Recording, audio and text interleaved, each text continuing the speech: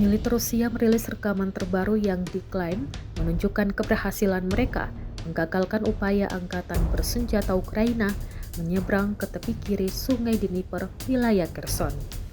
Video tersebut diunggah di Telegram pada Selasa 30 September 2025. Dalam keterangan, pasukan Rusia menyebut satu perahu Ukraina berhasil dihancurkan bersama pasukan pendarat yang tengah bergerak akibat serangan tepat sasaran dari drone FPV.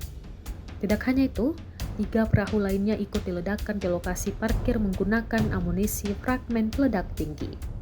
Klaim ini menambah daftar panjang penggunaan drone sebagai senjata utama dalam pertempuran di garis depan. Hingga saat ini, pihak Ukraina belum memberikan tanggapan resmi terkait insiden tersebut.